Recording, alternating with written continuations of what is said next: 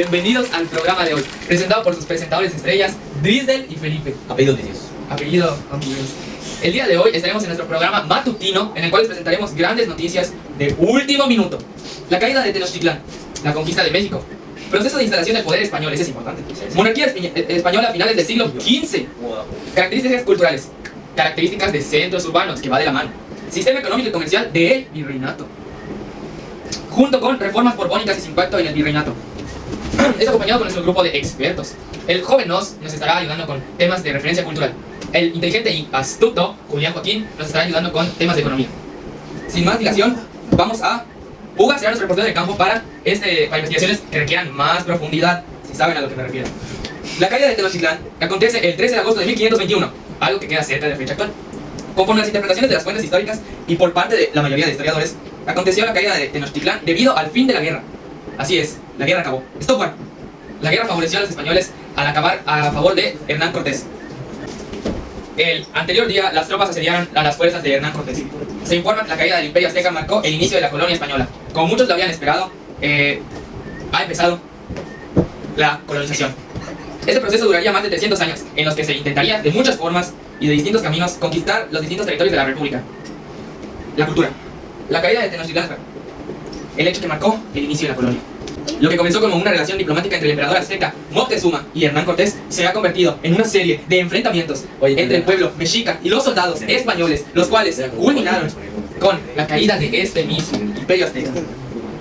A continuación compartimos la historia de la caída de Tenochtitlán, el hecho que marcó el inicio de la colonia española. Les traemos información de última mano. ¿Qué provocó la caída de Tenochtitlán? Existen diferentes causas que provocaron la caída de Tenochtitlán. Entre las que más resaltan, Hernán Cortés había desembarcado en Cozumel en 1519 y recorría Yucatán y Veracruz antes de llegar a Tenochtitlán. En noviembre de 1519, Cortés fue recibido por Moctezuma, Xoyocostlí, quien, al creer que el español era Quetzalcóatl, le ofreció las mejores intenciones. Le ofreció oro y tributos a pesar de la desaprobación del pueblo mexica. Sin embargo, cuando Hernán Cortés se enteró de un supuesto ataque a sus soldados por parte de guerreros mexicas en Veracruz, tomaron preso a Moctezuma, aunque ese fue liberado poco tiempo después. Se presume que este hecho creó un ambiente hostil entre ambas culturas. Posteriormente, Cortés partió hacia Zempoala para centrarse con Pánfilo Narváez, dejando a Pedro de Alvarado, a quien durante su ausencia ordenó la matanza del Templo Mayor durante la fiesta del renacimiento de Teyotzilhuaca. A su regreso, Hernán Cortés exigió a Moctezuma que tranquilizara a su pueblo. Este pidió que se liberara a Tlaxcala. Sin embargo, al quedar libre, ese guerrero encabezó el levantamiento y así comenzó una serie de enfrentamientos entre españoles y mexicas, los cuales llevaron a la noticia que estamos presentando el día de hoy. Entre estos enfrentamientos se encuentra la Noche Triste, la derrota sufrida por los soldados españoles y sus aliados tlaxcaltecas, los dos mexicas, la noche del 30 de junio al 1 de julio de 1520, liderada por Porfirio. El hermano de Moctezuma, al morir Moctezuma, Cuauhtémoc subió al poder, pero murió al poco tiempo, a causa de la viruela del mono. Por lo que tras su muerte fue reemplazado por Cuauhtémoc. Sin embargo, el 13 de agosto de 1521, Cuauhtémoc fue capturado, lo que significó la caída definitiva de Tenochtitlán, pues él era el líder en ese entonces. Y ya sin nada más que agregar, colorín colorado, este cuento se ha acabado. Sigue Drisdel. La conquista de México es el gran suceso, donde se somete al pueblo mexicano, por españoles para apoderarse de su territorio y su población. Hernán Cortés desembarca en las costas de Cozumel en febrero de 1519, para así llegar posiblemente a Yucatán, y de ahí proseguir su trayecto a Veracruz, para continuar llegar al territorio azteca, donde es recibido por Moctezuma, quien muere a manos de los españoles.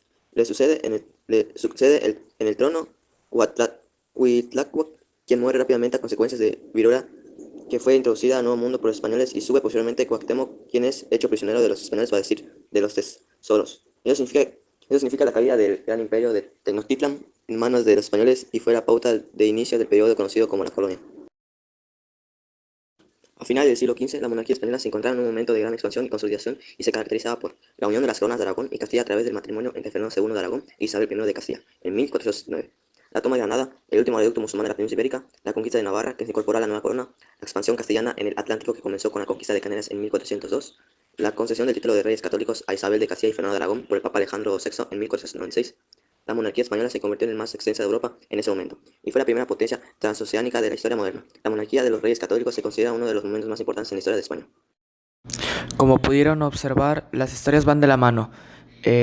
Una depende de una y la otra va después de la una. Así que nuestros temas han concluido por el momento. Vamos con el reporte de campo de nuestros compañeros. Te escucho, Felipe Cuba.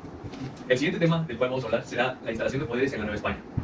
Después de la conquista de México, se estableció un tipo de gobierno en el cual no una sola entidad conservara todo el poder. De esta forma se garantizaría una gubernatura justa y no dictadura. Con esto nos queremos referir a que ninguna sola persona tendría el poder absoluto como lo haría un rey. Por ende, fue dividido de esta forma. Se estigmatizaba de la siguiente manera. El rey era la máxima autoridad de todo el territorio español. Cualquier territorio, ya sea ultramar o era conquistado y dirigido por el máximo poder, que en este caso sería el rey de la Nueva España. El siguiente sería el Consejo de Indias. Este estaba conformado por gente que ayudaba al rey a tomar ciertas decisiones con respecto a la gubernatura de los nuevos territorios, en este caso los virreinatos. Estaba conformado por gente cercana a él y que yo hubiera viajado a la India. De esta forma contaría con cierta cantidad de experiencia en cómo gobernar tierras lejanas o un nuevo territorio. Seguido de él estaría el visitador real, quienes apoyaban al Consejo de Indias, como su nombre lo dice, visitando los nuevos territorios, los virreinatos. De esta forma traerían información garantizada y confiable y así podrían tomar decisiones correctas al momento de la gobernación. El siguiente en la línea de poder era el virrey y la audiencia. El virrey era designado por el rey para gobernar un cierto virreinato, y este lo hacía junto con la ayuda de la audiencia. De esta manera el poder no recaía solo sobre una entidad. Cada entidad se veía apoyado por diversos poderes sociales. El virrey contaba con el mandato del ejército, mientras que la audiencia se dividía en la Real Hacienda, la cual cobraba impuestos. Además de esto,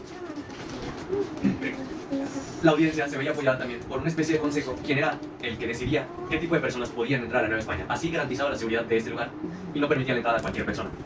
El siguiente tema, que a continuación contará mi...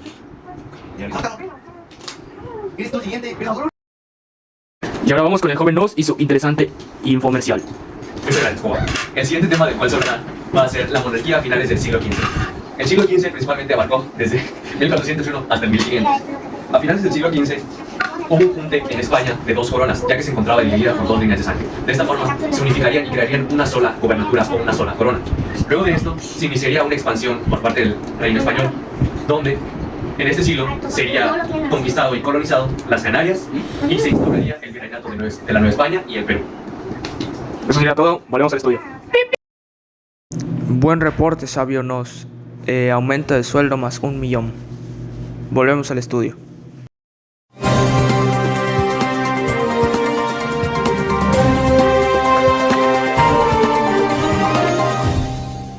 Buenas, hoy les vengo a hablar un poco sobre las reformas borbónicas. Las reformas borbónicas fueron un conjunto de leyes económicas y políticas promulgadas por la corona española y bajo las órdenes de varios reyes de la Casa de Borbón, principalmente en el siglo XVIII. En las reformas borbónicas destacan la economía. Aquí les dejo algunos ejemplos. Uno de los ejemplos de la economía de las reformas borbónicas son el ordenamiento tributario de cuentos y la reorganización de la Real Hacienda. Otras ideas se introdujeron en el sistema de partido doble para llevar libros contables y contrataron funcionarios que se encargaban de cobrar y recolectar los impuestos comerciales. En las reformas borbónicas también destaca el sistema político. Uno de ellos es que se crea un sistema denominado patrimonialista, en donde se comprueban los cargos públicos y los funcionarios imponían nuevos atributos. Otro sistema político de las reformas borbónicas son el sistema de interdicciones, que modificaba la división política y administrativa, que consistía en dividir el reino en jurisdicciones llamadas intendencias.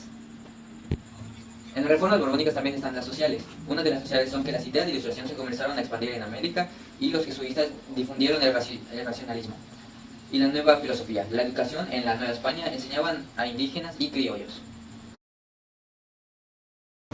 Como último tema nos acompañará mi compañero Julián Joaquín Solís Morales, número 31 de la lista.